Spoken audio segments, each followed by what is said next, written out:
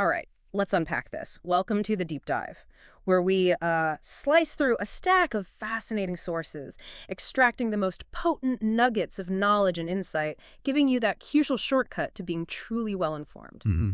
Today, we're plunging into a rich collection of first-hand accounts, stories that stretch and sometimes, shatter the boundaries of what we understand as reality. Absolutely. We're talking about everything from classic house hauntings and deeply personal premonitions to And what really stands out in this collection is the sheer breadth and diversity of these personal experiences.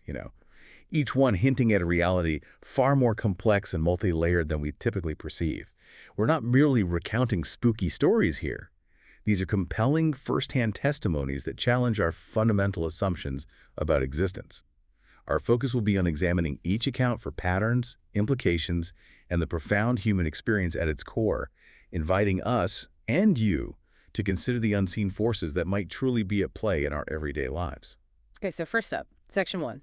When spaces hold memories, residual energies, and personal attachments.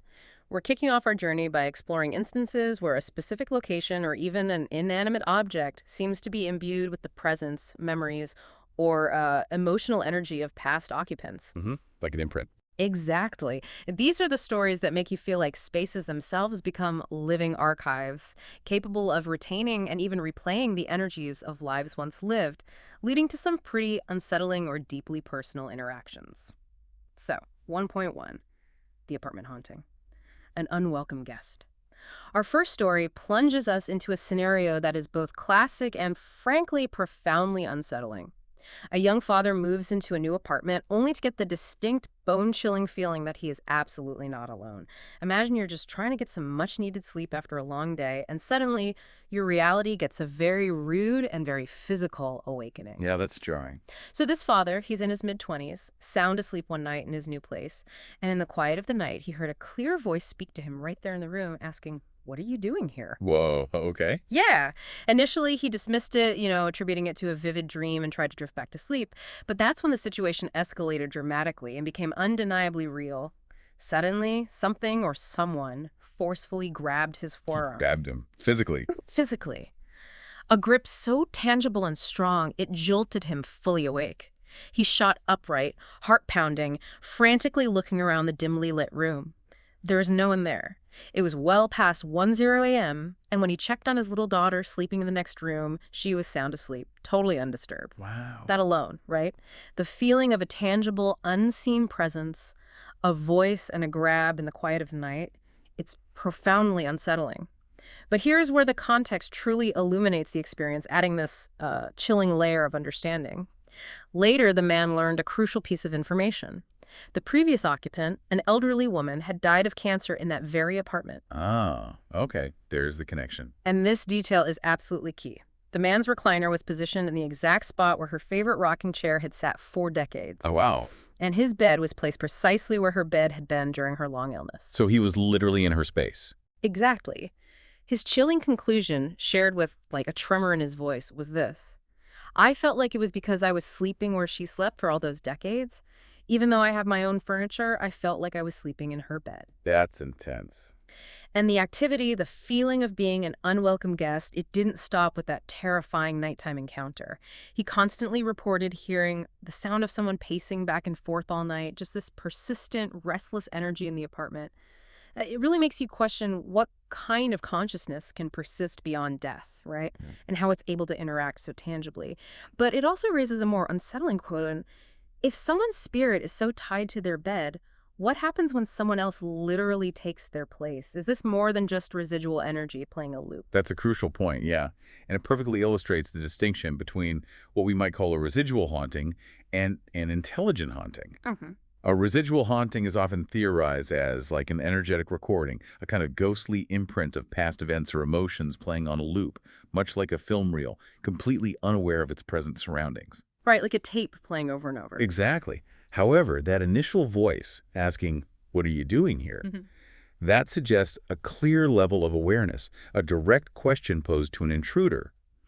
And the physical grab, that forceful contact on his forearm, that strongly points to an intentional, interactive act by an intelligent entity, a conscious presence that is fully aware of its environment and can respond directly to it. So not just a recording. Not just a recording. Yeah. The pacing, as you mentioned, could be residual, maybe a habit still replayed, but the interaction itself, that speaks to something more. Yeah. What's truly compelling here is how this account powerfully suggests that intense emotional attachment to a personal space can create a persistent energetic imprint, capable of conscious territorial reactions long after physical death. Like she was defending her spot. It seems like it. This woman's profound connection to her bed, her rocking chair, the very home she inhabited for decades. It seems to have transcended her physical passing, manifesting as a kind of proprietary claim, a territorial dispute from beyond the veil. It implies a deeper, almost possessive connection between an individual and their lived environment, making a home a living archive of past lives and lingering intentions. For you, the listener, it forces us to consider that our emotional footprint on our personal spaces might be far more profound and enduring than we ever imagined. Okay, so from spaces holding echoes, let's turn to something far more intimate and specific. What if a spirit's profound attachment could imbue an object, or even a living plant, with a persistent reactive energy? This next story about a gardener's legacy, 1.2, The Haunted Roses, it really makes you wonder about the very particular nature of emotional imprints and how they can play out in the physical world. Objects holding energy, yeah. That's a Yeah. common theme. So our first account comes from a couple who had just moved into a new rental home and, like new tenants often do, planned to do some landscaping. Specifically, they intended to cut back a very overgrown rose bush near the pool. Seems straightforward enough. But as the girlfriend was about to start clipping away, she felt this inexplicable, incredibly strong urge to stop, like a powerful internal voice, not her own, seemed to compel her to leave the roses alone, to just accept them as they were. An intuition. A really strong one. The feeling was so potent that she actually lied to her boyfriend, told him she needed a break, just trying to process this powerful internal directive. The boyfriend, though, despite having a similar fleeting thought to leave them alone, he kind of dismissed it and continued pruning the roses until he felt the job was done. He didn't listen to that feeling. Yep. And that's when things started to get really strange. And tellingly, the activity seemed directed exclusively at him. Okay, so targeted. Very targeted. After sundown, and only when the boyfriend was present, their experience quickly shifted from general uneasiness to overt harassment. Overhead lights would mysteriously turn off and on by themselves, completely unresponsive to the switches or even changing the bulbs. Rooms would experience drastic, sudden temperature drops or spikes, so extreme they forced him to leave. Whoa. He even felt something hit him during sleep, a jarring physical impact. And to top it off, personal items like his sunglasses and car keys would mysteriously go missing, only to reappear in unexpected places. So definitely not subtle. Not subtle at all. It was becoming clear someone had a serious bone to pick with him. The mystery only began to unravel when they spoke with their landlord. And get this, it turned out the landlord's wife, who had sadly died in the house, loved those roses and spent many hours a day taking care of them. They were her babies. There it is. Exactly. The girlfriend immediately had that aha moment, realizing the powerful protective feeling she'd had was the deceased wife trying to communicate a warning. The harassment, which felt distinctly punitive for his transgressions against her beloved roses, continued unabated, eventually forcing the couple to just take the hint and move out. It's a powerful testament to the idea that love, even in death, can be fiercely protective. It really is. And here's a beautiful companion story that sheds further light on this. A tour guest on Staten Island shared a remarkably similar experience, but with a different, more harmonious outcome. She had just bought a new home and was doing yard work when she approached a tiny, struggling rose stem. As she knelt down, she suddenly smelled an incredibly strong, distinct elderly woman's perfume, despite no one else being around. The scent this time. Interesting. Yeah, very specific. She immediately interpreted it as a sign from the previous owner, a gentle but firm request to leave the rose stems alone. She respected this unseen communication and left them undisturbed. Months later, in mid-October, which is way late for roses in New York City, she found a single, perfect, beautiful rose blooming among the dead leaves. Wow. She believed, with profound certainty, that it was the former owner's way of thanking her for honoring her legacy. The contrast between these two narratives is incredibly telling, isn't it? And it raises a crucial question about the nature of consciousness after death. Can it truly hold on to affections and even exert influence based on those profound attachments? These experiences strongly suggest that the emotional intensity of a spirit's attachment can dictate its communication style. In the first account, the spirit's deep love for her babies, the roses, led to what appears to be a protective, almost punitive response against the boyfriend who disregarded her unspoken warning. Right, he crossed a line. Seems like it. Her actions were tangible, disruptive, and clearly aimed at deterring further harm. In the second account, however, the communication was subtle, a distinct scent, an inner feeling leading to a compassionate, respectful response from the new homeowner. This respect was then seemingly reciprocated with a beautiful, almost miraculous thank you, that single perfect rose blooming out of season. That's beautiful, really. It is. This dynamic highlights a potential continuum in how spirits might communicate through visceral feelings, distinct sense, or direct physical action. Moreover, it implies that our interpretation and response to these subtle cues can dramatically alter the nature of the interaction, transforming potential conflict into a moment of shared understanding. Ultimately, both stories speak to a deep, lingering emotional connection to the physical world, and specifically to cherish natural elements, even after physical departure.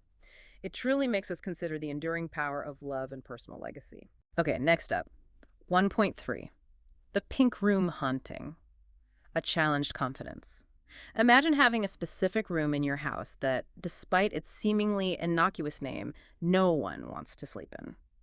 This next account is about one such place, a family's infamous pink room, highlighted by a bold, maybe ill-advised confrontation that led to truly horrifying and unforgettable consequences for one brave, or perhaps foolish, young man. Uh-oh. Confrontation doesn't always end well in these stories. No, it really doesn't. This room, along with the basement bathroom, was notorious for paranormal activity. The rest of the house, surprisingly, was considered safe. But whenever the three children would visit, heated arguments inevitably broke out about who would have to endure a night in that dreaded pink room. During a Thanksgiving get-together, the tension over the pink room reached a boiling point.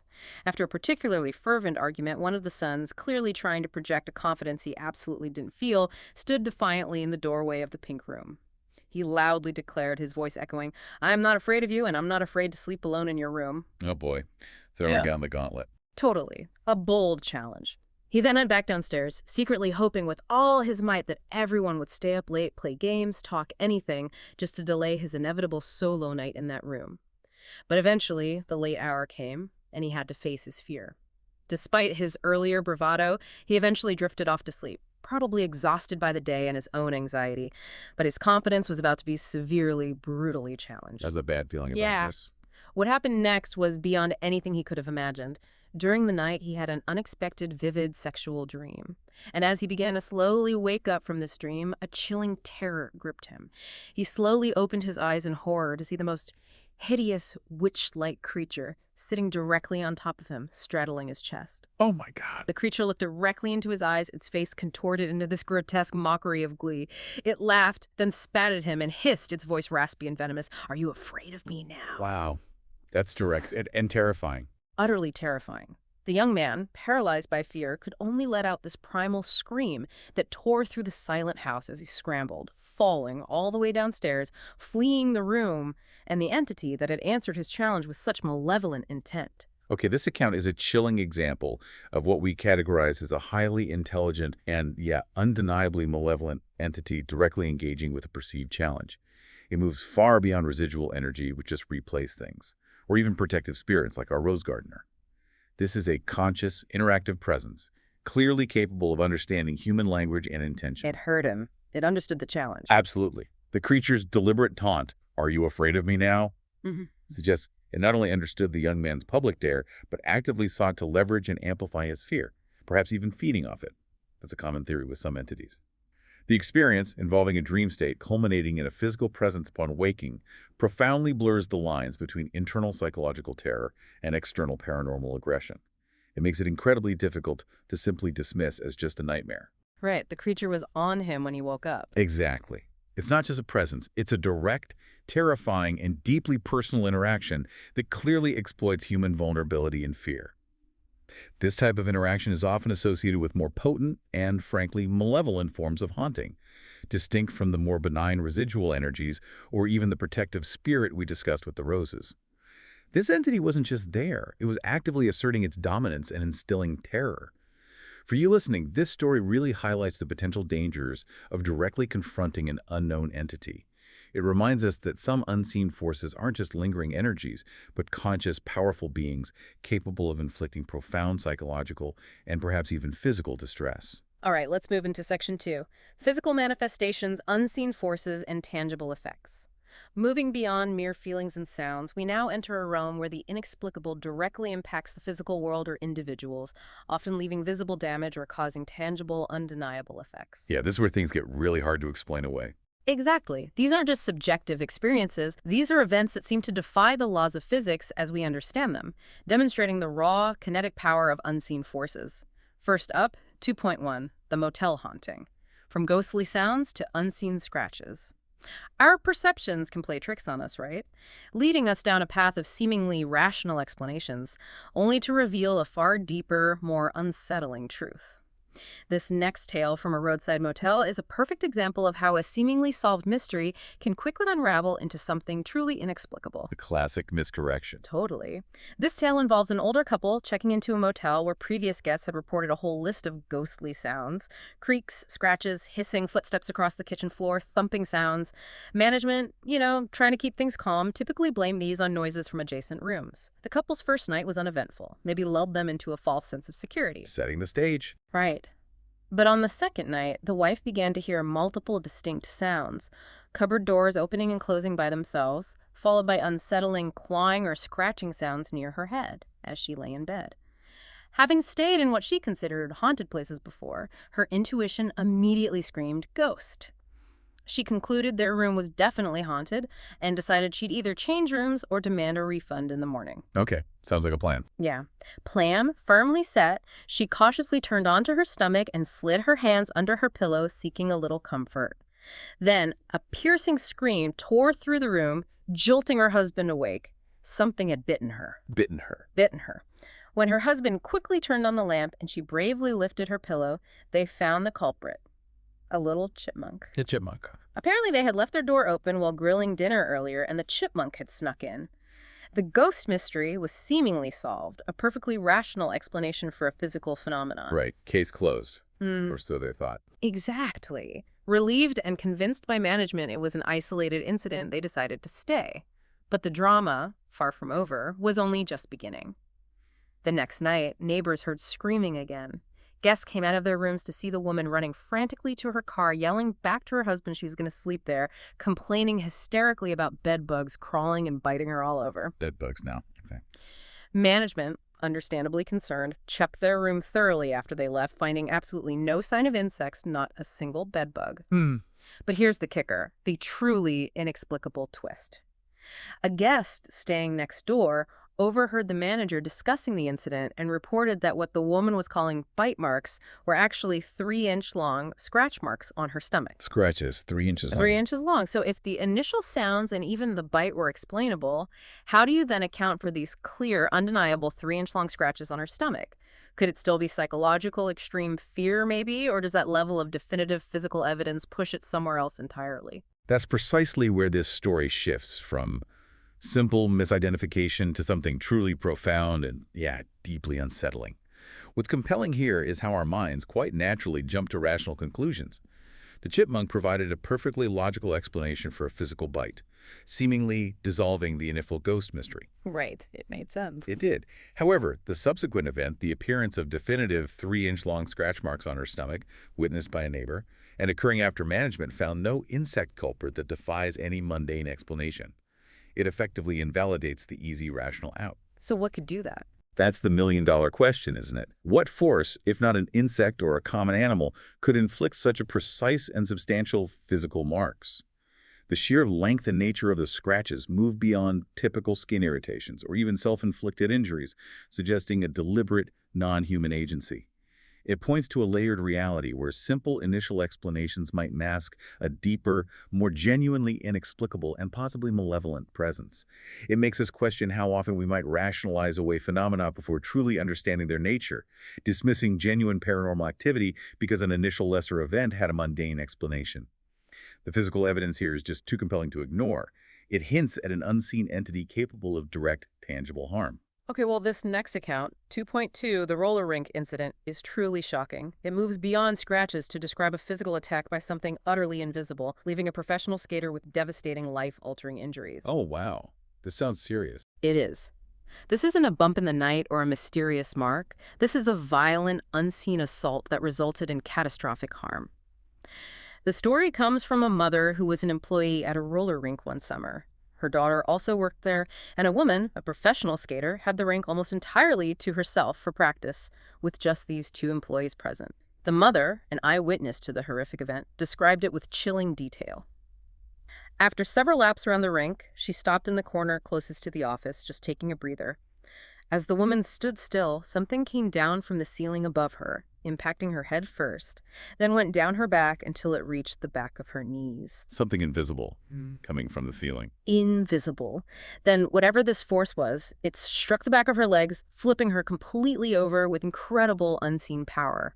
When she landed on the hardwood floors, both of her legs snapped clean in half. Oh my God, snapped in half. Yeah, shin bones grotesquely sticking out, and she lay lifeless on the floor, her body utterly broken.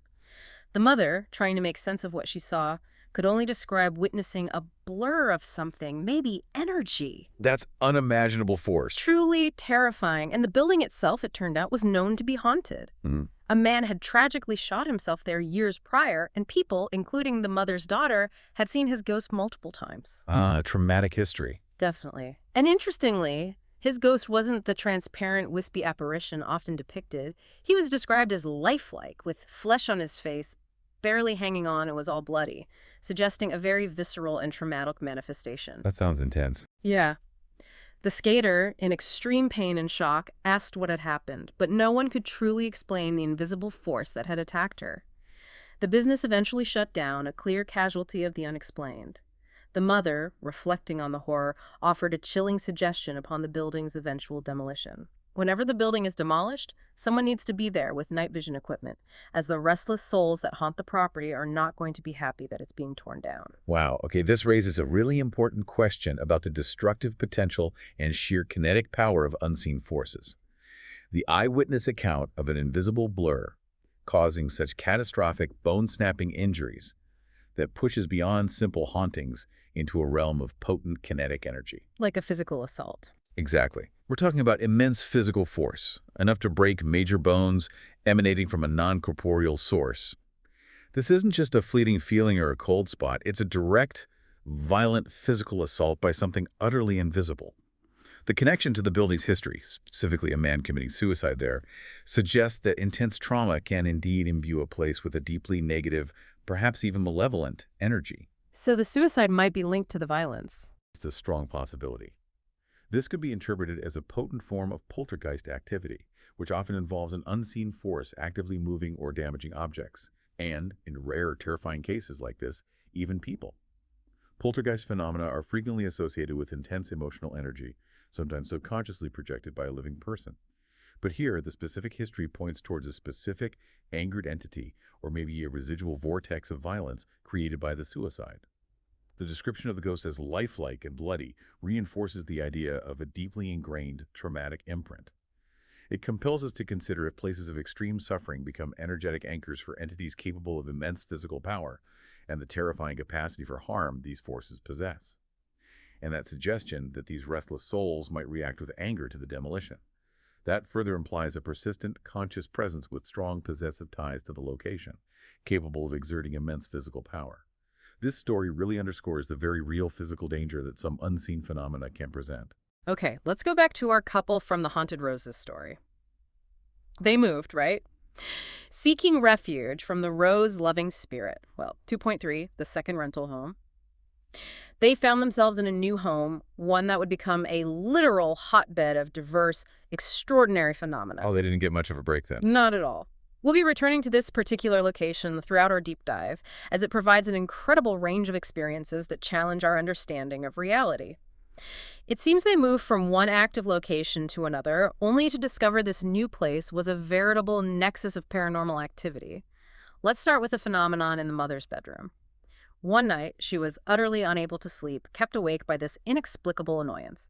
Someone or something in the corner of her bedroom, right by the sliding glass door, was persistently flicking the vertical blinds all night, only a foot away from her head. Flicking the blinds all night. All night. She, being rational, checked for wind, drafts, made sure windows were closed, confirmed no other blinds in the house were moving. Nothing. The sensation she described was like a child trying to aggravate her by flicking her finger against the vinyl blinds and saying, "You still don't believe I'm here." Wow. Almost playful, but definitely provocative. Exactly. And this incredibly direct and almost taunting interaction occurred the very night after her daughter had a deeply unsettling encounter with a mysterious girl in a reflection, which we'll get into later. Okay, so layers of activity happening simultaneously. Oh, yeah. But the activity in this house was far from singular. More than one person in the home distinctly heard an older woman's laugh echoing in the hallway outside the bedrooms, more than once late at night. Just a disembodied chuckle. Huh. A different entity, maybe? Seems like it. And then there's the chilling wood snapping incident. A store employee, staying over and sleeping on the couch, awoke abruptly to the distinct sound of someone snapping pieces of firewood behind the house. The terrifying part. These snapping sounds then entered the dining room without the sliding glass door ever opening. She swore with absolute conviction that someone walked right by her to enter the kitchen. Whoa. Auditory and passing through wall. Exactly. Absolutely terrified, she called out for the homeowner but got no answer, leaving her alone with the unseen presence. Okay, when we place these diverse events from the second rental home into the broader context, it really suggests a highly active environment. Potentially multiple intelligent entities, or perhaps one very versatile entity capable of manifesting in various ways. Right, it's a lot of different types of things happening. It is. The blind flicking, as you described, is a direct, almost haunting interaction. It indicates a conscious entity actively trying to make its presence known, maybe even engaging in a subtle power play to challenge the homeowner's disbelief. It's a clear attempt at communication, however disruptive. The auditory evidence, the laughing woman, the wood snapping sounds, suggest a presence that can not only move within the environment but can also interact with physical objects and seemingly defy physical barriers like closed doors. So how does that even work? Passing through a door? That's the big question, isn't it? What kind of energy or entity allows for such varied physical interaction without physical entry? Is it a localized shift in dimension where the entity can momentarily phase into our reality? Or is it a non-corporeal entity simply passing through matter at will? We don't know. But the diversity of these manifestations within a single location is truly remarkable. It points to a complex interplay of different types of paranormal activity, suggesting that some locations can act as a kind of energetic nexus point, where the veil between worlds is exceptionally thin, allowing for a multitude of interactions that challenge our conventional understanding of physics and reality. The persistence and varied nature of these events underscore the idea of a conscious, active presence, keen to make itself known. Okay, Section 3. Beyond the veil, objects, dreams, and deep connections. Now we're moving into experiences that transcend simple physical presence, delving into altered states of consciousness, prescient dreams, and these profound, seemingly karmic connections between individuals. Getting into the really weird stuff now. Totally. It's about how the unseen can influence our minds, our dreams, and even weave itself into the very tapestry of our relationships, opening up entirely new dimensions of understanding. First, 3.1. The haunted couch of sleep and other dimensions. Can an inanimate object actually be haunted? We often associate hauntings with places, but our next deep dive looks at a free couch that came with some very peculiar side effects, hinting at a connection to other dimensions. Objects holding energy again. Like the roses, but Yeah, a couch. exactly. The narrator, delighted by a practical find, picked up a free sectional sofa that his neighbors had put out. Seemed like a great score. But soon after bringing it home, he started getting a very peculiar feeling. He was always inexplicably drawn to one specific spot on the L-shaped couch, the section closest to the fireplace. If he tried to sit anywhere else, he felt this undeniable discomfort, an almost physical pull, and would invariably return to this particular spot. Ah, just one spot. Just one spot. What's more, in this specific spot, he, without fail, would drift off to sleep almost instantly. He noticed the pattern quickly sitting there meant an almost immediate descent into slumber. Like narcolepsy-inducing? Pretty much, and the phenomenon wasn't limited to him. His girlfriend's 8-year-old son, typically full of boundless energy, especially around Christmas, sat in that very spot and immediately, bafflingly, fell asleep. His mother was totally bewildered. The narrator, recognizing the pattern now included others, declared with a chuckle, "It's the haunted couch. Everyone who sits in that spot falls asleep." Wow. Okay, that's consistent. Yeah. A year or so later, the couch moved with him to a high-rise apartment. And interestingly, he experienced no negative feelings there, continuing to use it in its familiar sleep-inducing capacity. Years later, though, a deeply significant piece of information came to light, connecting the dots in a profound way. Conversing with his former landlord, who owned the townhouse where the couch originally came from, he learned about the previous neighbors. The landlord's real estate partner then revealed a tragic detail. A family in that neighborhood had a troubled daughter who was locked away. She was seeing things and talking to people that were in the room. Oh, wow. Okay. This Christian family, unable to get help or understanding from their minister, eventually sent her to a mental hospital. The landlord wasn't entirely sure if this troubled girl lived in that exact house where the couch came from or the neighbors next door. But a strong potential link. A very strong potential link. The narrator, reflecting on his own experiences with the couch, connects this to the belief that when we sleep, we have access to other dimensions. Our astral or dream body leaves and goes other places while we're asleep. Our consciousness goes too. This raises poignant questions about who the girl might have been talking to, what she was truly seeing. This theory was even supported years later when a psychic friend told the narrator that he himself ventured to another dimension via a portal during sleep, specifically when he lived in the high-rise and owned the haunted couch. So the couch might have been facilitating this. It begs the question, right? Could this piece of furniture passed on for free have been some kind of gateway? So what does this all mean? Well, this story beautifully intertwines an everyday object with profound questions about consciousness, alternate realities, and even the often misunderstood nature of mental illness. The couch, specifically that one spot, seems to act as a localized energy field, almost a subtle portal, or a thin spot between dimensions, maybe. The consistent effect of inducing immediate deep sleep in that particular spot, experienced by different individuals, points to a tangible, reproducible phenomenon that transcends mere suggestion. It suggests a powerful energetic imprint. Right, it wasn't just him. Exactly. When the narrator states that our astral or dream body leaves and goes other places while we're asleep, he's tapping into concepts of astral projection or out-of-body experiences, where consciousness is believed to separate from the physical body, allowing for exploration of other planes of existence. This is a significant claim in esoteric thought, suggesting the couch might have facilitated this state. Which connects back to the girl. Precisely.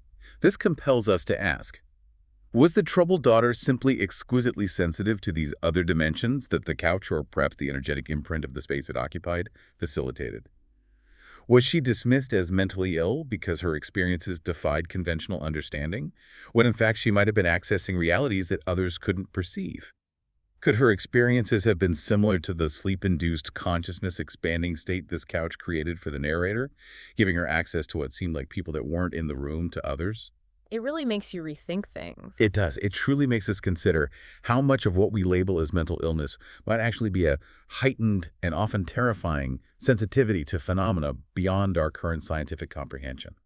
It challenges our diagnostic categories and invites a more open-minded perspective on extreme human experiences. Okay, moving on to 3.2. Love's echo across lives. Synchronicity and soul connections. This next deep dive isn't just about uncanny connections. It's a sprawling tapestry of synchronicities, dreams, and re-encounters across decades and states that feels almost, well, preordained. Like fate intervening. It really feels like it. It truly makes you question the very nature of fate, the resilience of certain bonds, and whether some connections simply transcend a single lifetime. Our narrator's story begins back in the early 1990s. He awoke abruptly after a very unusual dreamlike conversation with his then-girlfriend. The truly strange part, her voice suddenly came through my mouth after he asked her a question. Her voice came out of his mouth. That's what he says. A bizarre moment that startled him awake. Unique event, never repeated that way. Fast forward 20 years later, he's in Texas. Crashed on his boss's couch, had another vivid dream conversation, this time with a woman he didn't recognize. She asked him, "Why me?" And his involuntary answer, one that utterly shocked him awake, was, "Because I love you." Whoa. To a stranger in a dream. Yeah. He lay there, bewildered, not knowing who this woman was or why those powerful words had come from his dream self. 4 years after that dream, he was living near the Washington-Canada border when his cell phone rang. It was a familiar voice on the other end, though he couldn't immediately place it. The call soon turned into a one-sided phone sex session, with her expressing a very strong desire to be with him. He was taken aback, questioning, why now? They talked a few more times. He eventually drove to see her. However, the feelings weren't mutual on his end. He felt no romantic connection, and despite her advances, they didn't get together. So, no connection in real life. Not consciously, no. Later, in an astonishing revelation, he learned she was the woman from the Because I Love You dream. Get out. Terrible. Seriously. Even with this knowledge, he still didn't consciously recall feeling love for her, and he respectfully rejected her advances even when she came to his bed. They never got involved, leaving him perpetually wondering what that dream and this recurring connection was all about. That's incredibly strange. But wait, it gets even stranger. The unbelievable connections continued to unfold, weaving an even more intricate pattern. Years prior to all this, he had wanted to buy a specific three-bedroom chalet at a Montana resort, and he dealt extensively with a real estate agent there. About 10 years later, in Texas, his boss, who had ironically been the maintenance supervisor at that very same Montana resort, didn't initially believe his story about trying to buy the property. The narrator showed him photos, details, proving he'd been there. Okay. And then came the boss's incredible, mind-blowing revelation. He was dating the very same real estate lady from Montana. Yo, way. Yes, way. And in the ultimate twist, she was the woman from the Because I Love You dream. That is statistically impossible almost. Right. The narrator is left grappling with profound questions. Considering how we crossed paths more than once, might there be some connection we don't fully understand? What I'm questioning is whether we've all met before, specifically in another life or in more than one time period. He even supports this with powerful anecdotal evidence, mentioning a previous story of a man reincarnating into several time periods, sometimes male, sometimes female.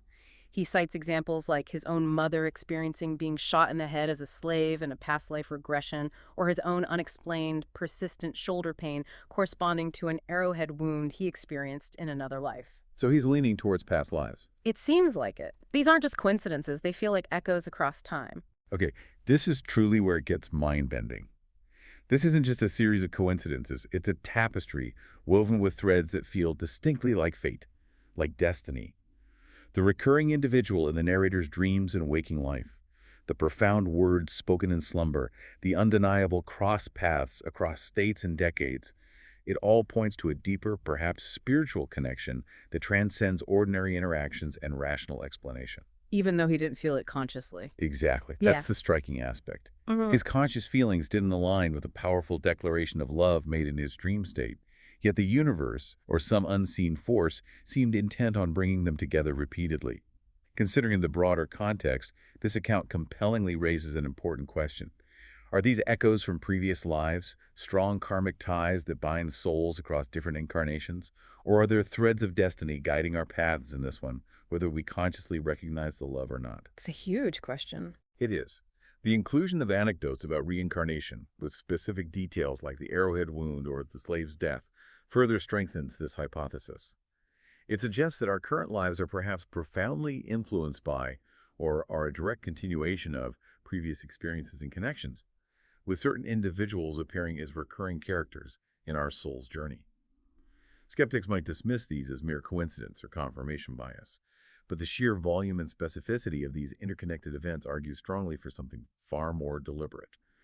It really makes you ponder the interconnectedness of all things and the potential for a larger plan or pattern at play, where our conscious understanding is only a small piece of a much grander design.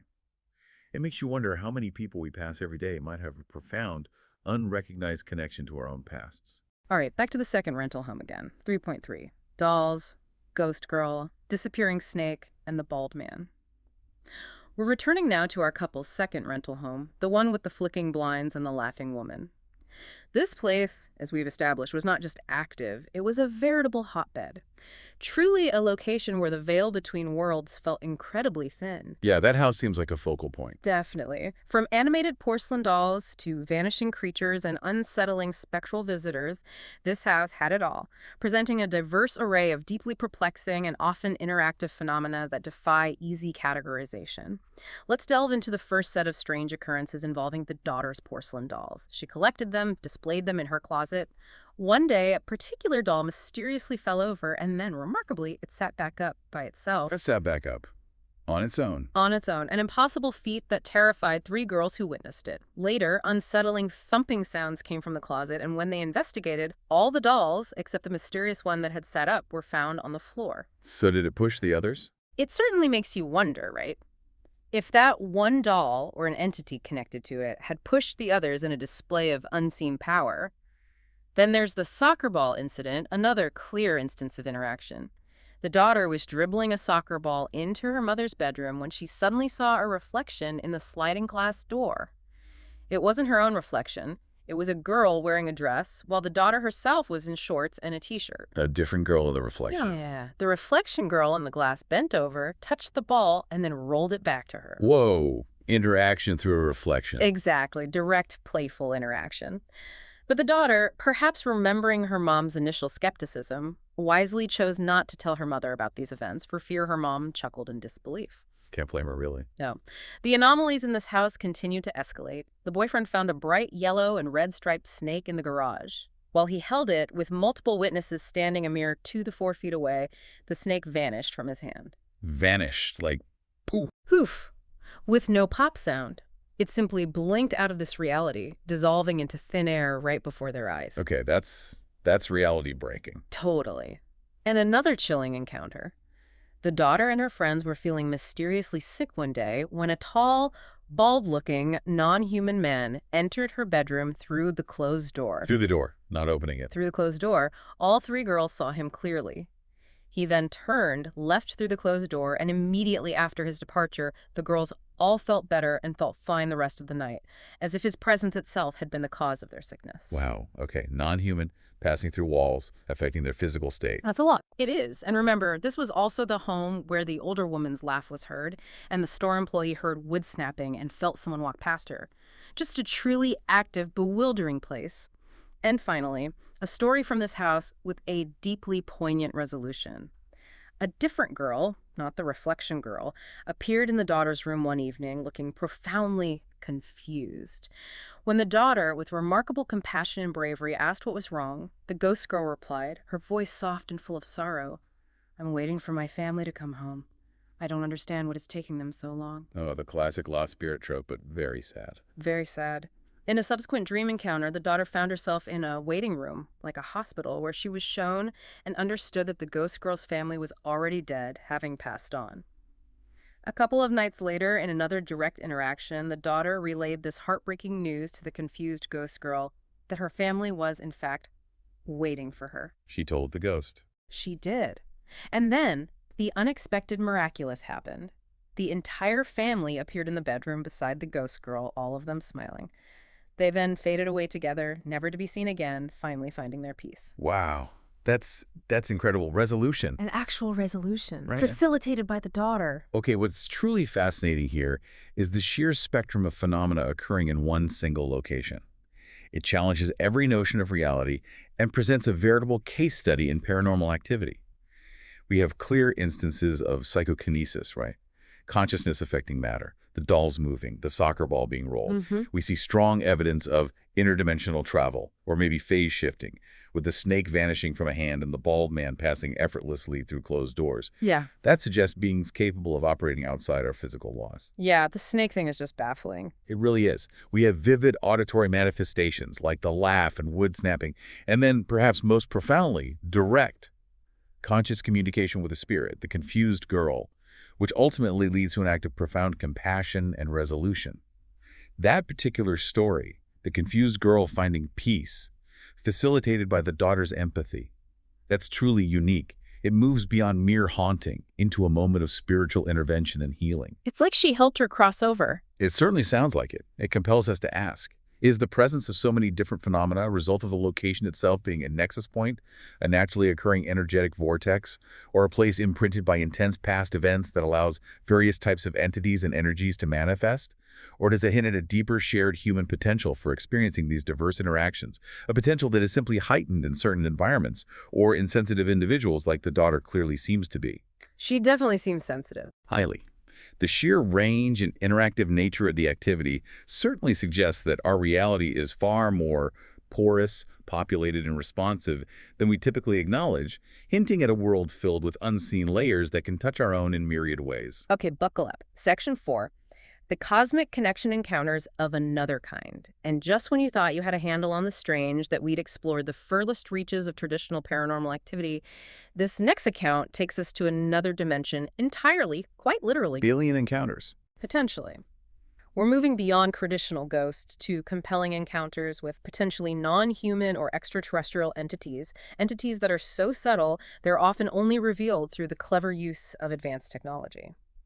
So, 4.1, Alien Crashes Backyard BBQ, Unseen Visitors Revealed. We're still at that remarkable second rental home during what was an intense 5-day spree of unprecedented paranormal activity.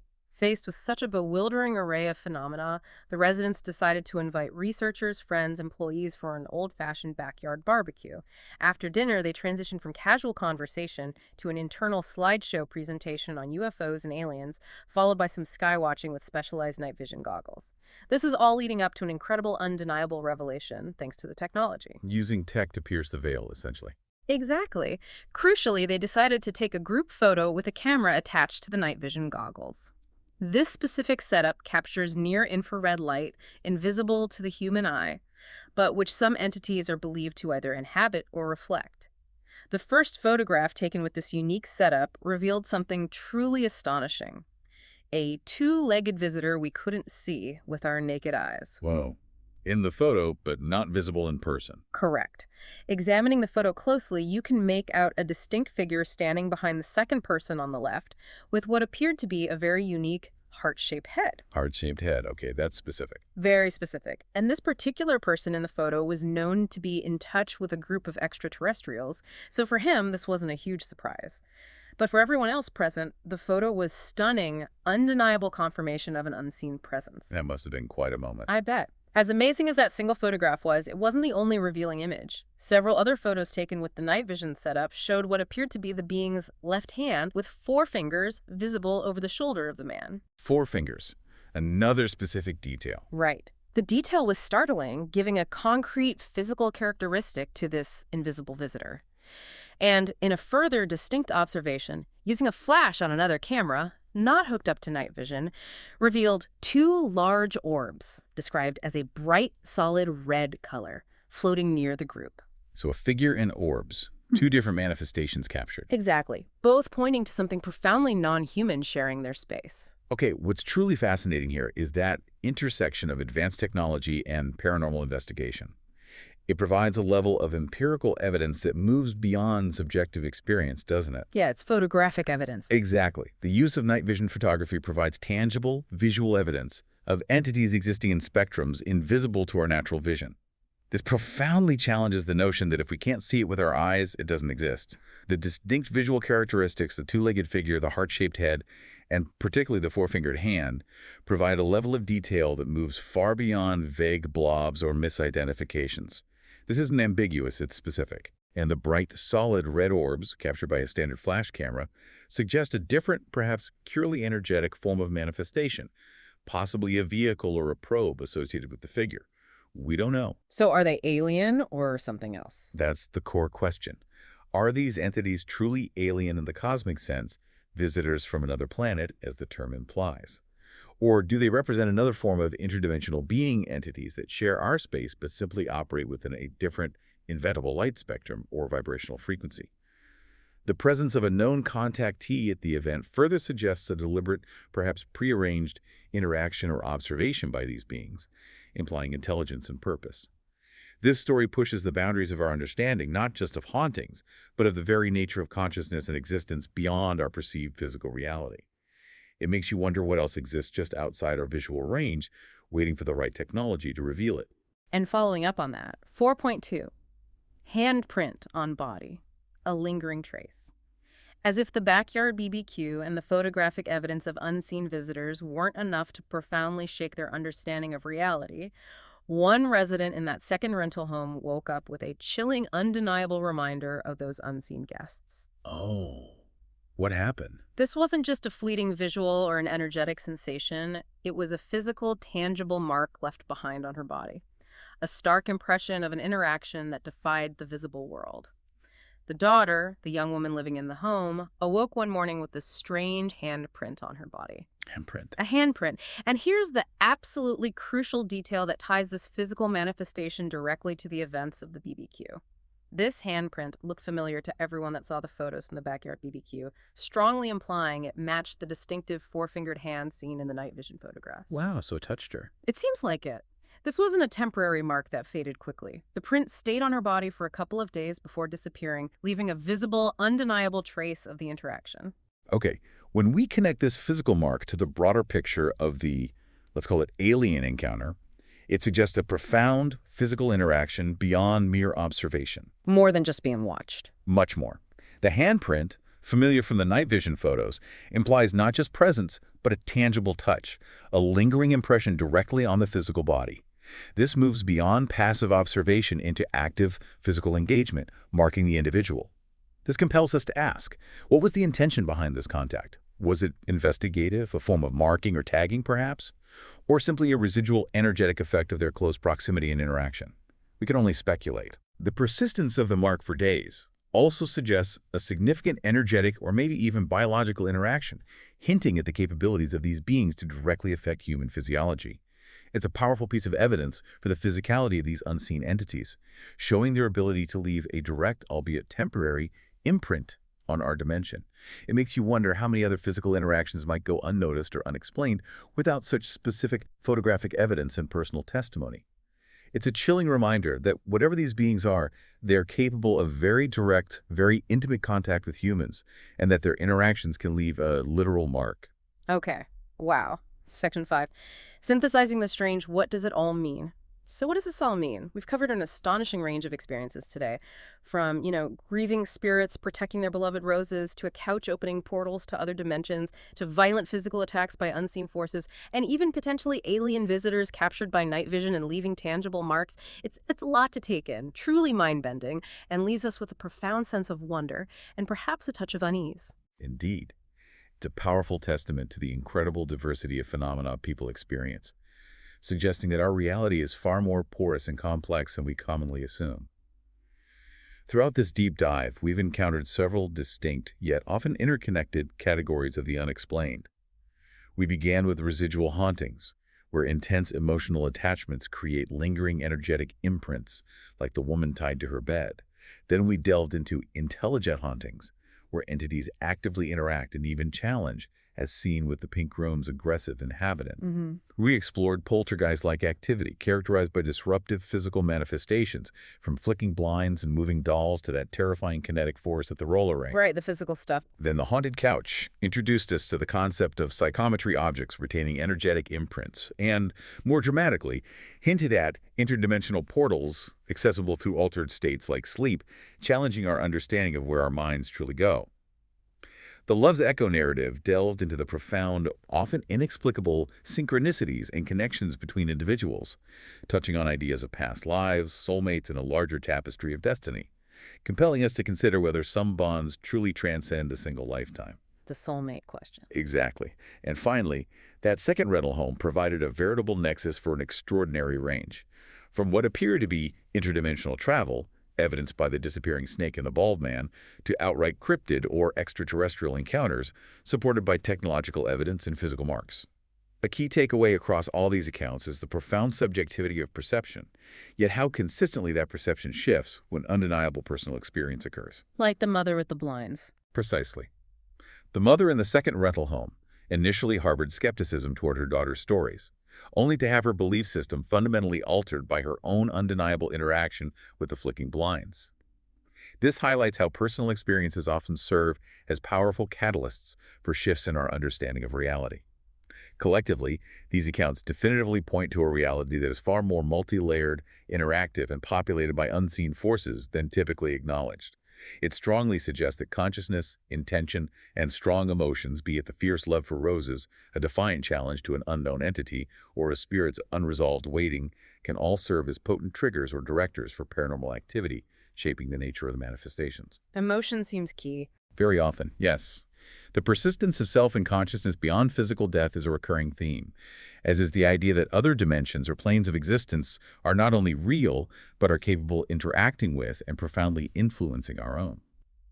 These stories compel us to consider that our reality is far more expansive, mysterious, and alive with unseen forces and profound connections that subtly, or sometimes dramatically, shape our experiences every single day. We hope this deep dive has given you plenty to mull over, challenging your perceptions and maybe opening your mind to the truly extraordinary. From the subtle whisper of a lingering presence to the undeniable physical touch of the unknown, these stories serve as powerful reminders that reality is far, far stranger than fiction, and often more interconnected than we dare to imagine. Thank you for joining us on this pretty mind-bending exploration into the unseen. And if critical thinking is essential in a world of information overload, then it's perhaps even more crucial, and maybe even more thrilling, when confronting the inexplicable. This deep dive into these personal accounts offers a compelling insight. If so many people are experiencing phenomena that defy conventional explanation and sometimes leaving behind such tangible evidence, it powerfully implies that the true nature of reality is far more expansive and dynamic than our current scientific paradigms fully account for. This raises an important question for you, the listener.